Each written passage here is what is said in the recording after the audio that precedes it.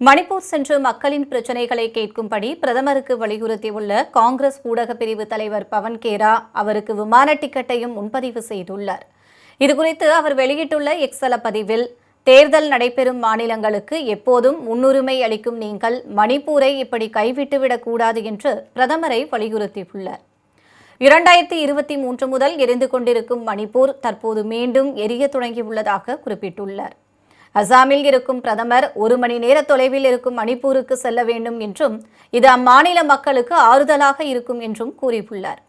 மேலும் உங்களின் தேர்தல் பிஸியான நேரத்தை எளிதாக்குவதற்காக கவுஹாத்தியில் இருந்து இம்பாலுக்கு ஒரு விமான டிக்கெட்டை முன்பதிவு செய்துள்ளதாகவும் சிரமம் பார்க்காமல் விமானத்தில் ஏற வேண்டும் என பிரதமருக்கு அறிவுறுத்தியுள்ளார். மேலும் தங்களின் தொலைபேசி எண் இல்லாத காரணத்தால் அந்த டிக்கெட்டை எக்ஸலத்தில் பகிர்ந்துள்ளதாக குறிப்பிட்டார்.